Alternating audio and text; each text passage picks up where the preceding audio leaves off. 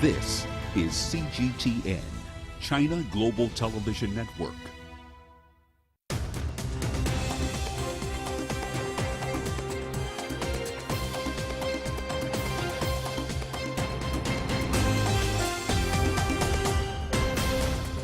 Hello and welcome to China Global Television Network. This is The World Today. I'm Lindy Mtongana in Nairobi, and these are your top stories. China gets ready to celebrate the Lunar New Year, welcoming the Year of the Tiger. The US plans economic sanctions against Russia as tensions continue over Ukraine. More international aid is on its way to Tonga as repair work begins on an undersea cable.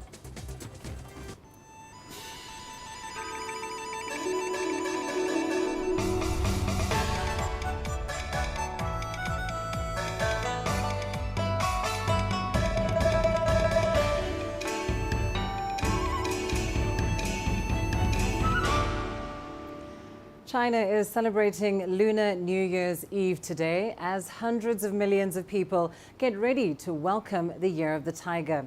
Also known as Spring Festival, the holiday is an important time for family reunions.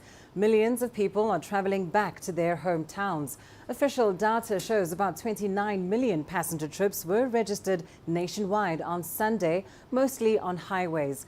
Coronavirus prevention and control measures remain a top priority, but authorities say local governments must refrain from recklessly imposing additional rules targeting people from specific regions. Well, Chinese families across the world are bracing for the much-awaited Spring Festival Gala. The annual TV event is one of the highlights of family reunions on Lunar New Year's Eve. Our reporter Yu Yang tells us about some of the backstage tidbits about tonight's 4-hour extravaganza. If we take a look at some of the programs, they can be divided into several parts. And firstly, of course, is traditional Chinese culture. And under this category, we may see programs like Memories of the South or called Jiangnan in Memory. And that program is talking about the beautiful landscape in China's southern region. And the second part is the upcoming Beijing Winter Olympics, of course, and we will see several Chinese pop stars sing a song dedicated to the upcoming Winter Games.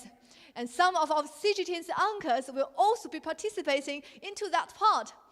And in the third part, we can expect a completely original show depicting last year's migration of a group of elephants in the southwest Yunnan province.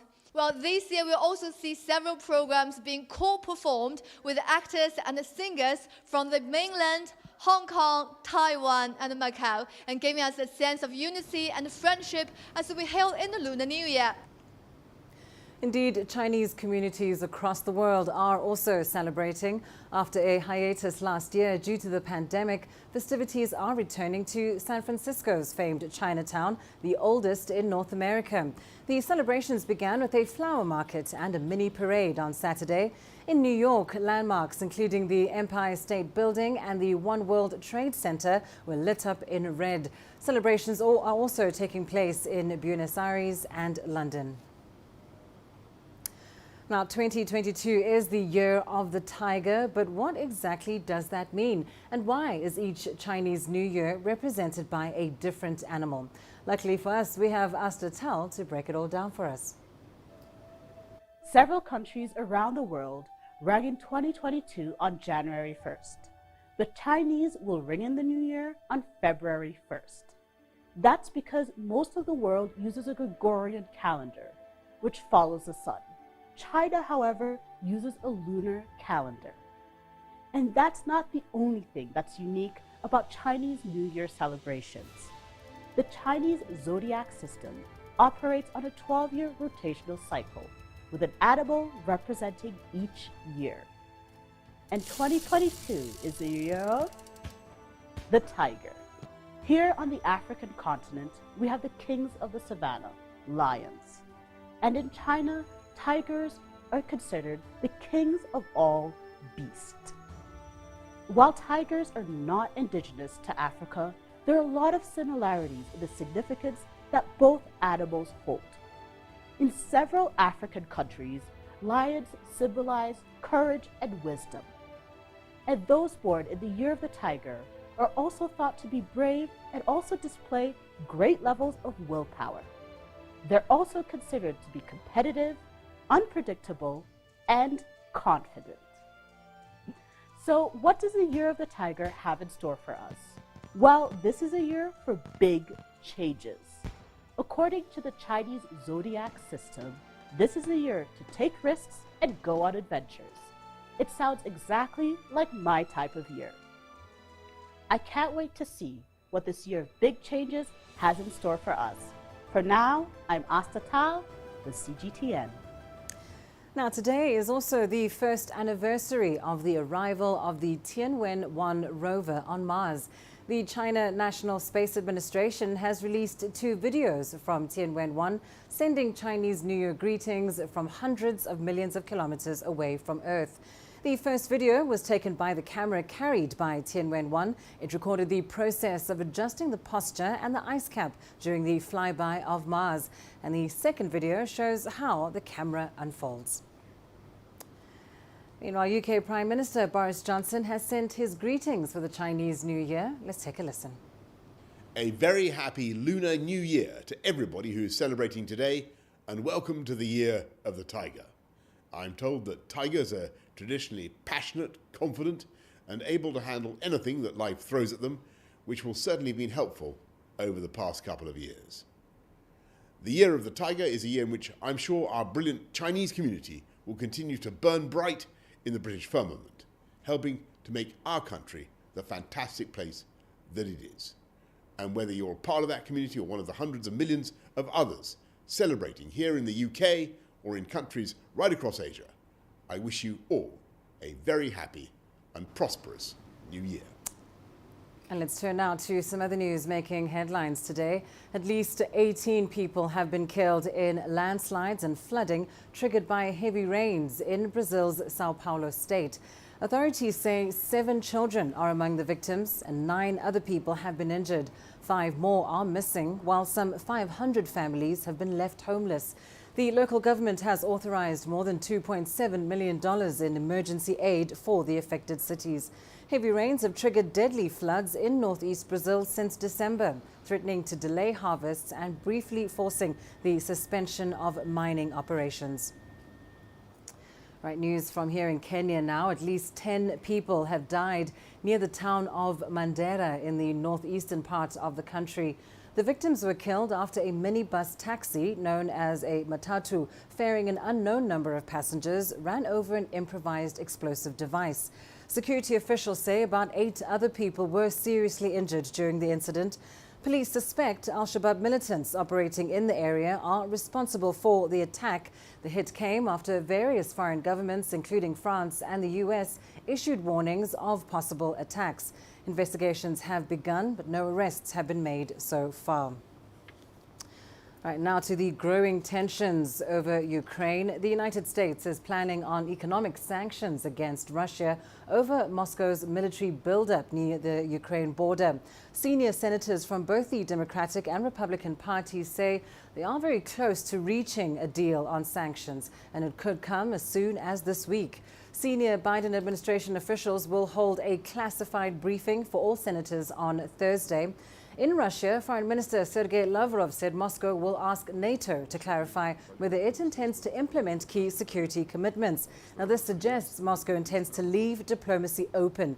And meanwhile, in the UK, Prime Minister Boris Johnson is announcing to offer NATO a major deployment of troops, weapons, warships and jets. Here's Natalie Carney with more. The UK has announced that it is considering doubling the number of troops that it currently has in the region. Right now, there's somewhere of around 1,150 UK troops based in Eastern Europe. These would be additional to the small contingency that's being sent over from the US. The UK is also saying that they would like to send defensive weapons to Estonia. The Prime Minister of the UK, Boris Johnson, says that this move will send a clear message to the Russian President Vladimir Putin, who has built up quite a substantial military presence along 3 different Ukrainian fronts. The Prime Minister of the UK, Boris Johnson, tweeted earlier on Sunday that the picture on Ukraine's borders looked increasingly concerning and urged Russia to engage in negotiations and avoid a reckless and catastrophic invasion. The British Prime Minister is expected in the region next week and is expected to hold a telephone conversation with the Russian president. Meanwhile, NATO troops may be gathering in Eastern Europe. However, according to the Secretary General of NATO, Jens Stoltenberg, they will not be crossing the border and joining the troops in non-NATO Ukraine. We have no plans to deploy NATO combat troops to Ukraine.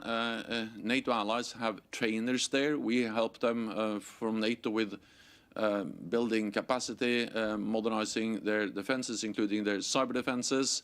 Meanwhile, here in the east of the country, the situation is quite calm. In fact, some people even saying possibly too calm. But if we look at the figures, according to the Organization of Security and Cooperation in Europe, they have a security monitoring mission in this area. They have registered 11 violations in the Donetsk Oblast, which is where we are right now, in the last 24 hours. But if you look at the previous 24 hours from that, the number was upwards of 173. However, military exercises do continue near the conflict lines here on the Ukrainian side. And we're also continuing to see Ukrainian civilians sign up to become army reservists in order to help support the Ukrainian army should Russian forces cross the border into the Ukraine. In fact, Kiev is hoping to establish these sort of reservist military forces in every region close to the conflict zone. Natalie Carney for CGTN, East Ukraine. China is sending a second batch of disaster relief to Tonga. Navy ships loaded with over 1,400 tons of goods have sailed off from Guangdong province in the country's southern area. The shipment includes drinking water, food, medical equipment, tractors and household necessities. All items have been disinfected several times as part of COVID control measures. China also sent 2 aircraft with more than 30 tons of emergency relief supplies last Friday. Well, that's it for this edition of The World Today. I'll be back shortly with more news from the continent in Africa Live. See you in a moment.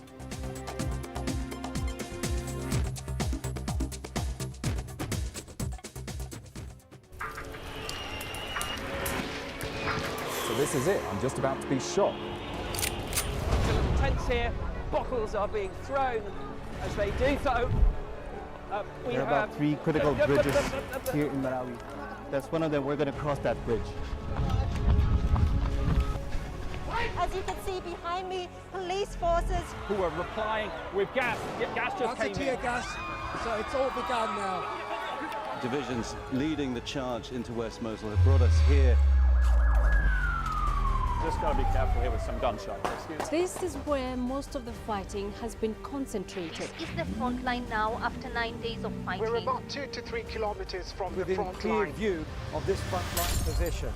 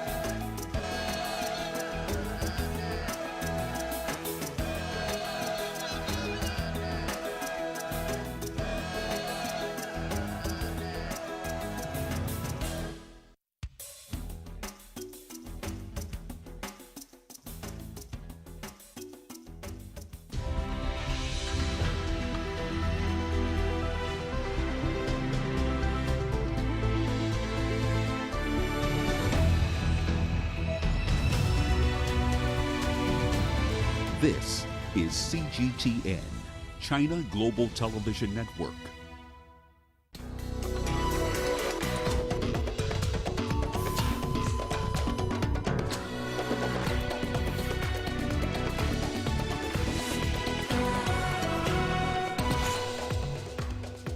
ECOWAS delegates expected in the Burkina Faso capital, Ouagadougou, for talks. China gets ready to celebrate the Lunar New Year, welcoming the Year of the Tiger. And African countries urged to build capacity for COVID-19 vaccine manufacturing. Hello and a warm welcome to Africa Live on CGTN. I'm Lindy Mtongana in Nairobi. Also coming up on the program. In business, Sibanye-Stillwater to acquire some assets of rival Amplats in South Africa for R1. And in sports, Egypt book a semi-final spot after victory over bitter rivals Morocco. All right, let's start the program here in Kenya, where at least 10 people have died near the town of Mandera in the northeastern part of the country. The victims were killed after a minibus taxi known as a matatu, ferrying an unknown number of passengers, ran over an improvised explosive device. Security officials say about 8 other people were seriously injured in the incident. Police suspect Al-Shabaab militants operating in the area may be responsible for the attack. The hit comes after various foreign governments, including France and the US, issued warnings of possible terror attacks. Investigations have begun, but no arrests have been made so far. Ministerial-level ECOWAS envoys are expected to arrive in Burkina Faso's capital, Ouagadougou, today. They'll be meeting with the military junta that overthrew President Roch Christian Kabore last week. Now, the UN Special Representative for West Africa and the Sahel is also part of the mission. Let's bring you more on this. We're joined by Tonga Kafando, a local journalist in Ouagadougou, telling us more about these possible sanctions from ECOWAS and the outcomes of the meeting. Tonga, thank you so much for your time. It has been a week since the military takeover. Tell us, where do things currently stand?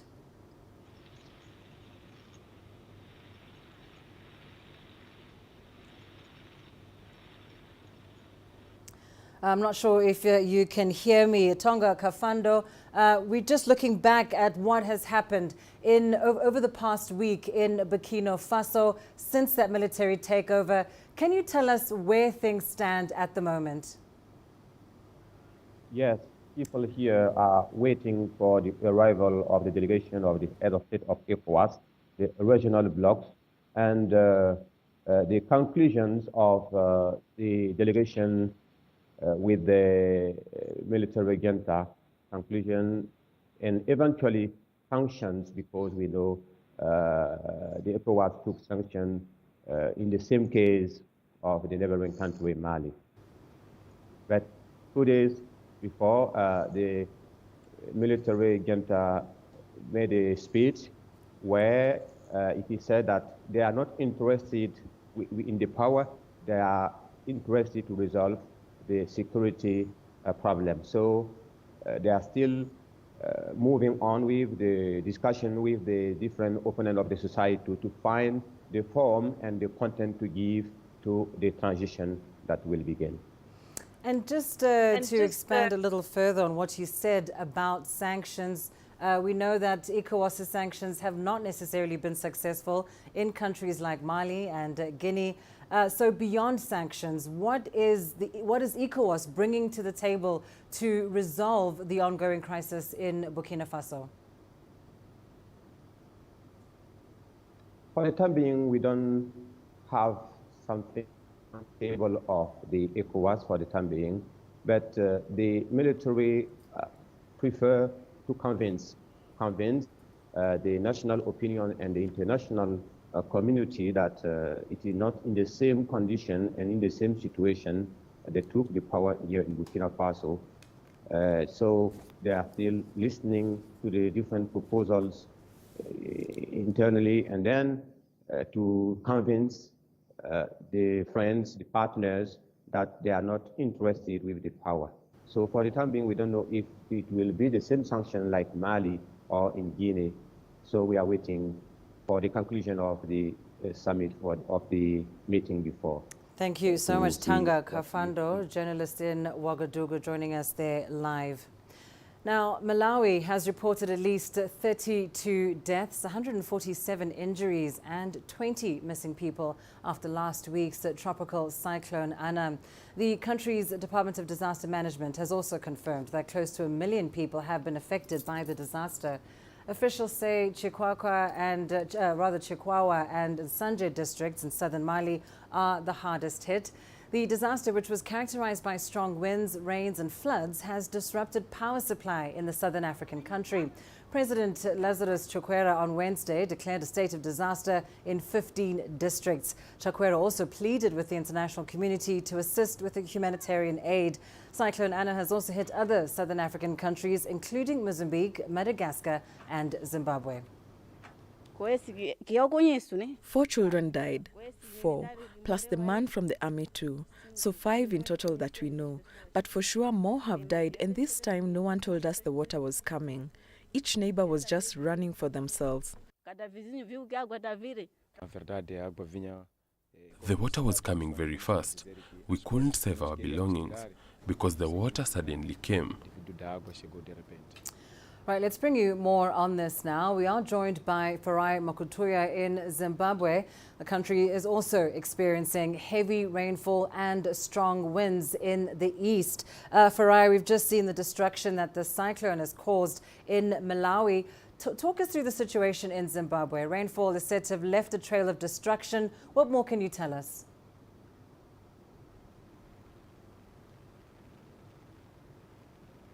Well, Lindy, indeed, Zimbabwe got the remnants or the tail end of that tropical cyclone.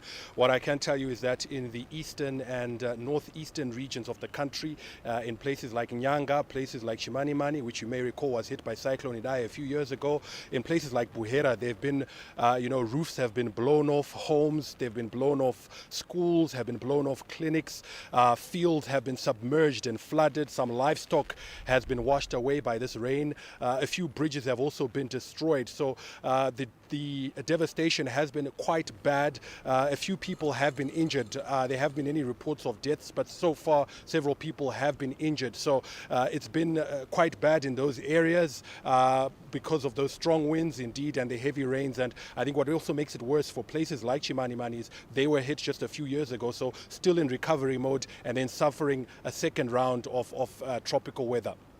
Indeed, it seems like a very terrible and unfair tragedy. Farai, you mentioned some of the destruction there, including roads and bridges being impassable. What is happening then to those that need assistance? Are authorities able to respond to some of those people that need help in these areas?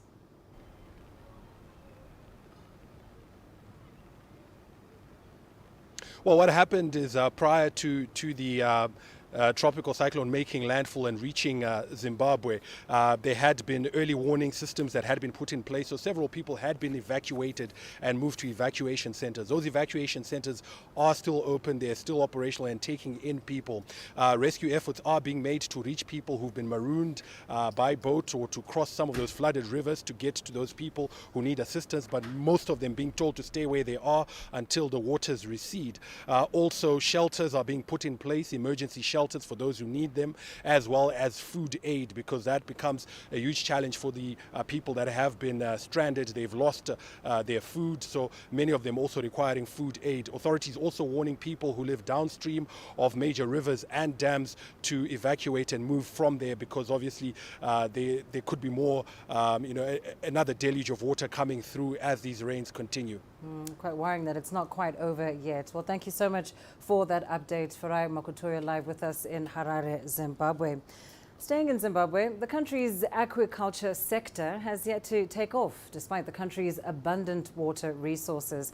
The UN Food and Agriculture Organization is set to start a project to improve food security by expanding tilapia farming, which will in turn contribute to poverty reduction and stimulate economic growth. Zimbabwe has over 12,000 dams, making it ideal for fish farming. The aquaculture sector produces 10,500 tons of fish a year, at a value of $31 million. Nearly 80% of the fish farmed are the Nile tilapia. The fish stay on the water for anything from 6 to 9 months, and then they grow up to 3 to 600 grams or 800 grams, depending on what a customer might require. But many smallholder fish farmers are looking to tap in to this lucrative industry. But it's not an easy space to navigate. With my family, we work together almost every day. It's like we're a puzzle. When I entered into the tilapia farming, I thought it was an easy thing to do, especially when we started on the construction of ponds. I thought we can just use our picks, our hoes to make the ponds. But later on I discovered that there was need for bigger machineries like excavators. Many smallholder fish farmers lack proper knowledge, training, money and equipment. But the biggest issue for any tilapia farmer is feed. So feed constitutes 60% of your cost of production. The UN Food and Agriculture Organization hopes to unlock the potential of smallholder fish farmers. This year, it will implement a global initiative called Fish for ACP. Fish is very important for the economies of the countries of this region as a source of food, as a source of income, as a source of livelihood, as a source of job. But the fisheries and aquaculture sectors have not been able to reach the full potential that they could in these regions. And not only have not been able to reach the growth that they could have, but as well the benefits that they generate do not always reach those communities that need the most. The goal is to make fisheries and aquaculture value chains in Africa, the Caribbean and the Pacific more sustainable. The initiative hopes to increase consumption of tilapia in Zimbabwe by decreasing production costs, so it's not a puzzle for small farmers. Noktula Shabalala, CGTN. Well, time now for a short break. Here's what's still ahead on the program. China gets ready to celebrate the Lunar New Year, welcoming the Year of the Tiger.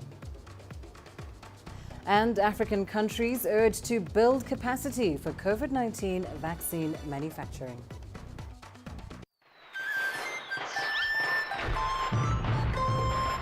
Dancing together. Sharing laughter.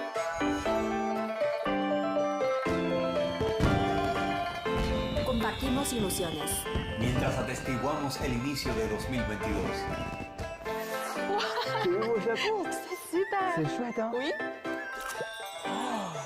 Grandissons ensemble. نتطلع معا نحو المستقبل. نجتمع معا في وئام. Вместе любим. Костя, привет. Благополучие в новом году. Have a prosperous year of the tiger. We wish you peace and prosperity. Mucha salud y prosperidad en el año nuevo. Que tous nos meilleurs vœux de bonheur, de santé et succès vous accompagnent en 2022. عيد ربيع سعيد وكل عام وأنتم بخير. С Новым годом, с новым счастьем. 新春快乐2022 CGTN 和你一起向未来。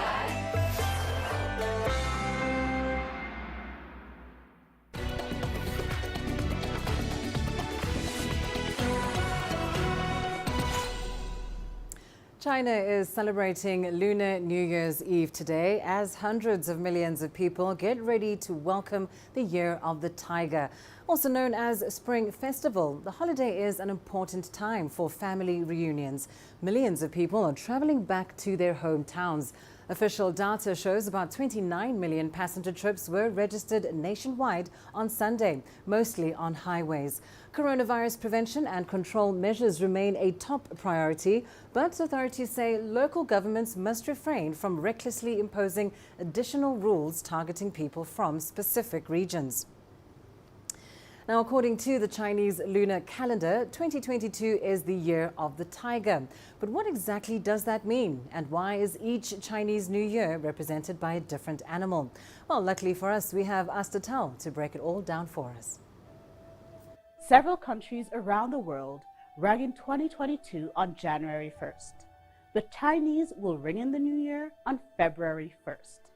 That's because most of the world uses a Gregorian calendar, which follows the sun. China, however, uses a lunar calendar. And that's not the only thing that's unique about Chinese New Year celebrations. The Chinese zodiac system operates on a 12-year rotational cycle, with an animal representing each year.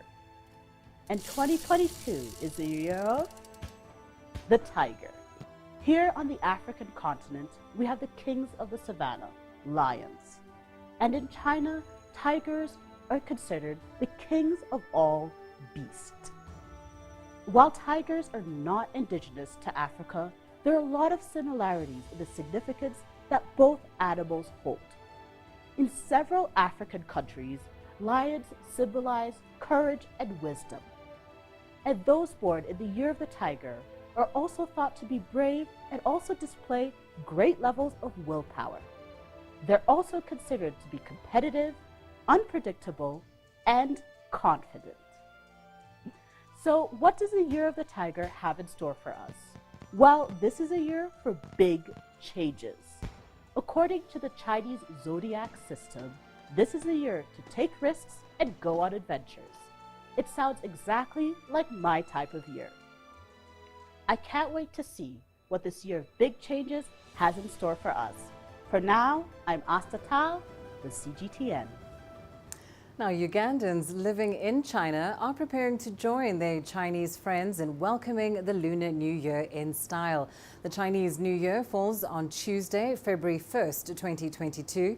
CGTN's Hilary Ayesiga spoke to some Ugandans living in China via Zoom about their plans for this festival season. Linda Nambasa is already in a celebratory mood.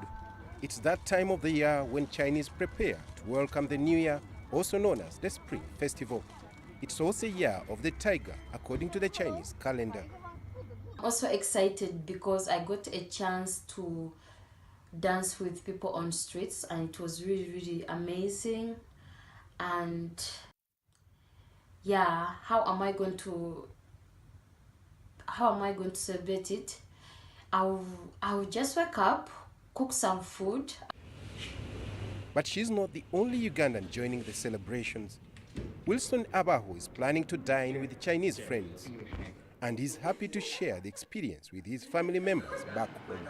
We have a Chinese family of friends who have already invited us.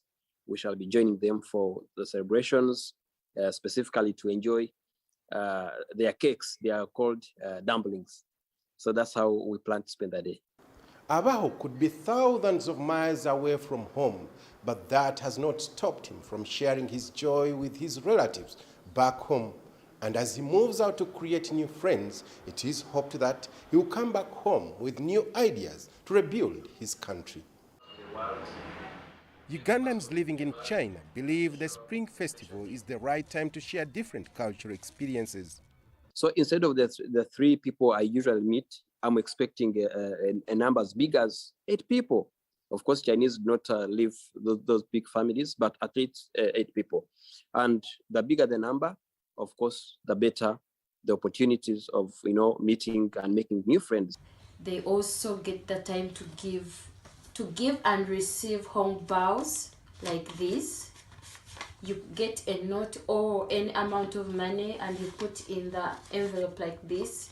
You give it and you also get a chance to receive one like this. But for Linda and others, the party has just begun.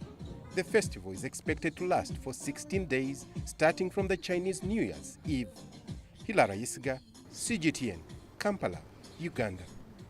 Zambia's Minister of Youth, Sports and Art, Elvis Ngandu, has wished the Chinese people a happy Spring Festival and success at the 2022 Beijing Winter Olympics.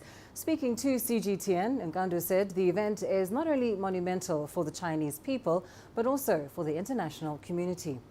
I want to say that on behalf of the Zambian government and the people of Zambia, I want also to wish, as I said earlier, the Chinese people a happy Spring Festival and a complete success for the Beijing 2022 Winter Olympic Games.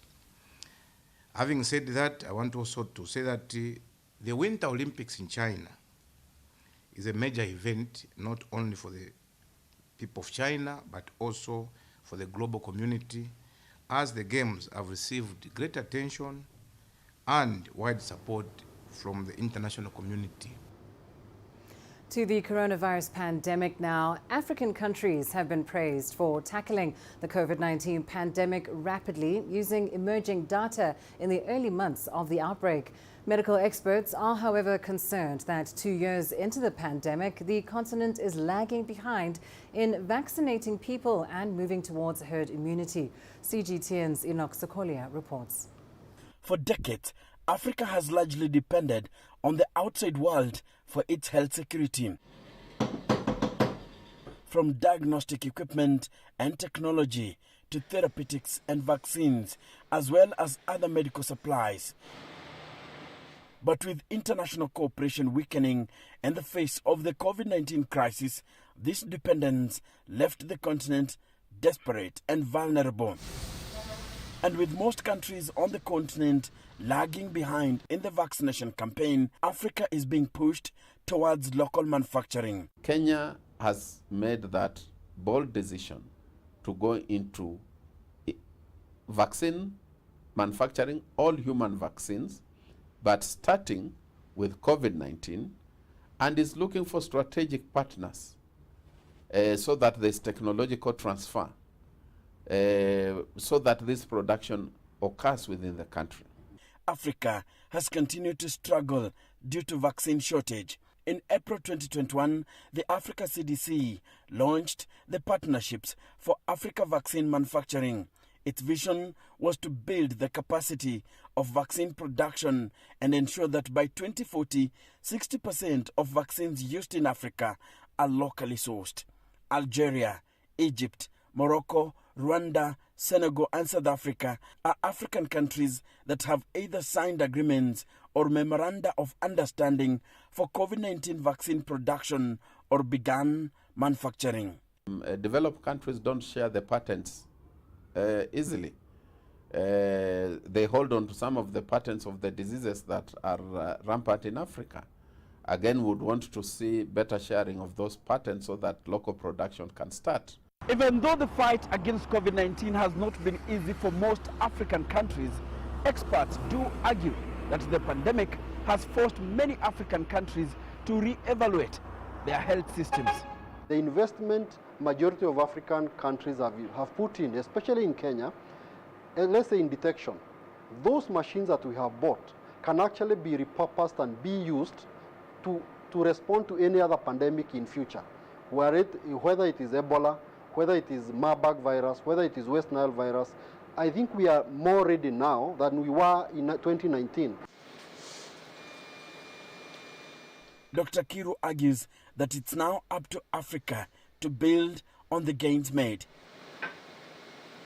He says if that does not happen, the continent will fail to address the threat of infectious diseases in the future.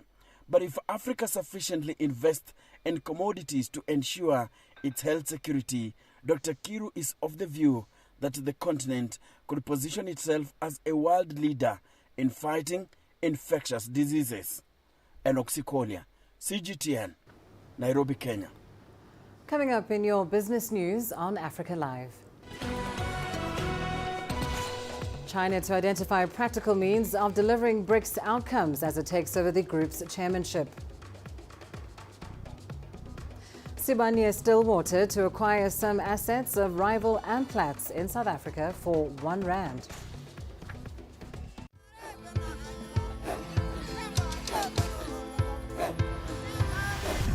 Africa is a continent of diversity, with varied climate and enchanting geography, and a people so distinct, but with a shared enduring spirit. We are at the heart of the continent to bring you the untold stories. Let's have a look. We celebrate Africa as it shapes its own destiny. Tunis, Cairo, Juba, Johannesburg, Ethiopia, Tanzania. Africa Live. Find your voice.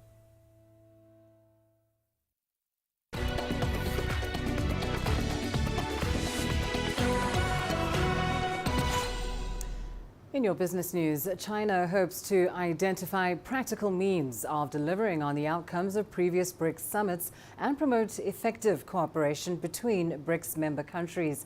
This, according to Li Zhigang, minister in the Chinese Embassy of South Africa.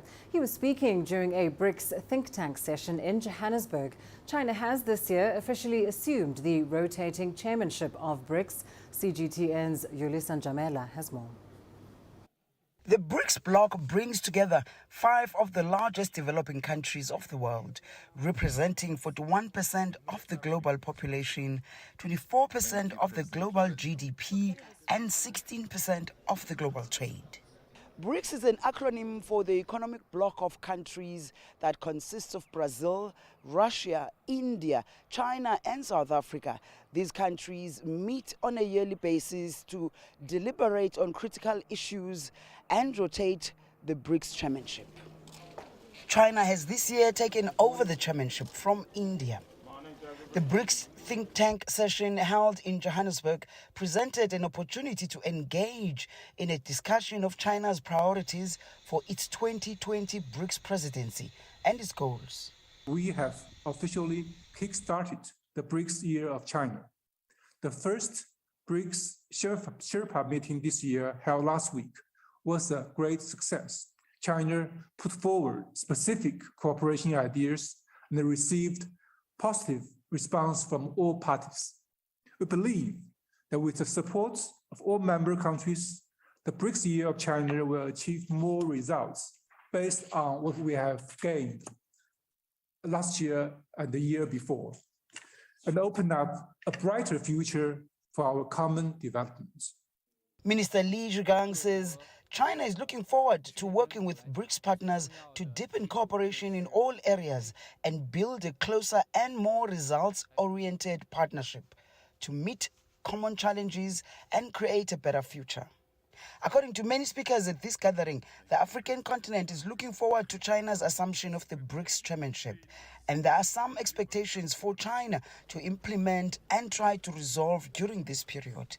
We expect as Africa that China, a strategic partner of Africa, would, as a member of United Nations Security Council, as a chair of BRICS, will indeed advance Africa's wish, Africa's demand for transparency, opening up of the United Nations, a struggle that has been going on for decades, where the African continent demands the reforms of the United Nations Security Council. The African continent usually has 2 to 3 non-permanent seats on the Security Council of the United Nations. The UN has 193 member states. Yulisa Njamela for CGTN in Johannesburg, South Africa. As China ushers in its Lunar New Year, the season marks the start of yet another year of strengthening ties that the country shares with many African nations.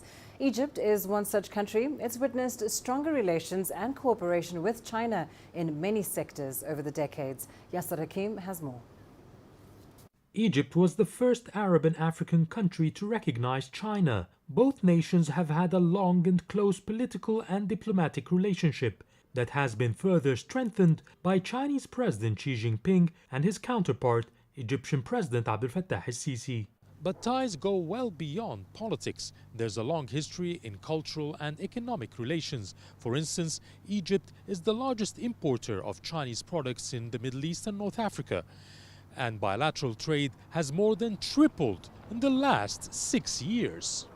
And this closeness has been evident with a rise in bilateral trade even during the global supply chain disruptions after the outbreak of the coronavirus pandemic. The official number of imports from China are around 12 billion, but it's actually much more. Our exports to China are slowly increasing, mainly in raw materials and agricultural products like oranges, dates and vegetables. Chinese expertise is unmatched. You can't establish any project now without seeking Chinese assistance, either logistical, technical or financial. China provides value for money, so China has a priority here because of the huge success it achieved.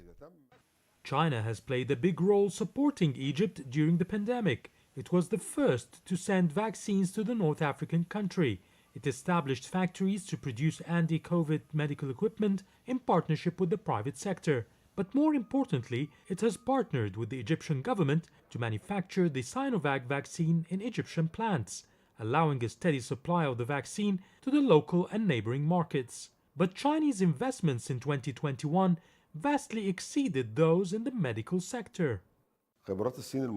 China's long experience benefited Egypt in national projects like establishing fisheries, building the textile city, and will expand to other sectors. Going into the new year, Chinese companies continue to hit milestones in the North African nation. They're building the country's first monorail, the first electric train, the exclusive high-tech business city at the new administrative capital, and the iconic tower, which is the tallest of its kind in Africa. Yasser Hakim for CGTN, Cairo. Zimbabwe's central bank has agreed to refine its foreign currency auction system. The decision is in line with proposals from business leaders who want allocated funds paid out quicker and a more market-determined exchange rate to prevail. Aquaculture has the latest on this report from Harare. In 2021, the weekly foreign currency auction disbursed more than $1.7 billion, about a third of Zimbabwe's import bill, to some 6,000 beneficiaries. The system is credited with improving foreign currency allocation, though some would want the central bank to have less involvement. There are schools of thought which say that we don't need the Dutch auction. We need to have currency floating, giving back the responsibility to the banks and ensuring that they, through necessary and related legislation, manage their clients in terms of who has got export proceeds, who needs to import and that sort of thing. The auction has faced challenges including payment backlogs and failure to narrow the gap between the official and parallel market exchange rates, creating arbitrage opportunities and shortchanging key market participants. Exporters are bringing in money, part of which is now used to fund the auction system, and it exposes them to stability issues or instability issues, if I may say, because if you then give back 40% of the export process, depending on sector, at official rate, and on the other hand, their costs are at parallel market, they are still not going to be happy to, the perception that they're not getting real value. The central bank has agreed to address the instability, but is likely to resist calls to devalue the local currency.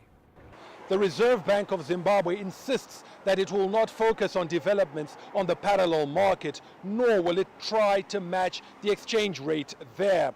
A member of the bank's Monetary Policy Committee said trying to do so would be similar to attempting to chase the wind. Monetary authorities say they will avail more foreign currency onto the auction to shore up the local units. The strategy is to strengthen the Zim dollar in making foreign currency, which is available in the economy, more accessible to the rest of the economy or to the ordinary person in the economy. Yes, and therefore make the alternative market less relevant.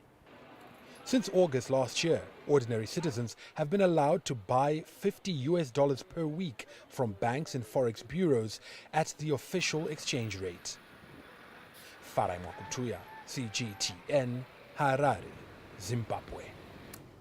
Anglo-American Platinum, or Amplats, will sell a 50% interest in its Groondal and Marikana operations in South Africa to rival Sibanye-Stillwater.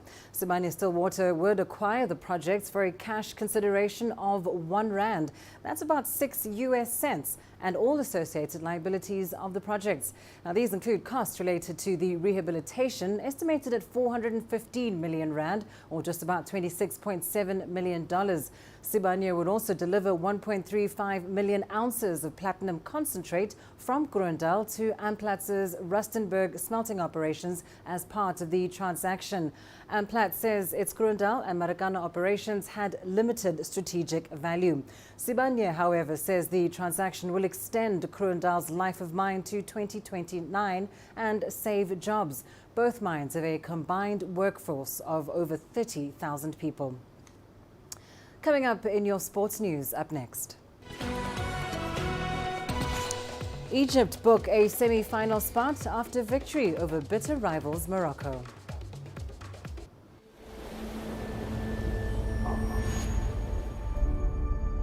How would you create your legend? On the fields, on the tracks, in the arenas of Africa. Were you born to be a player? Could this moment be yours?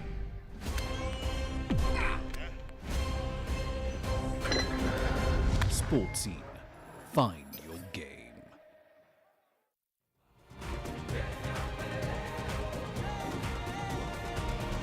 Africa Live. Find your voice.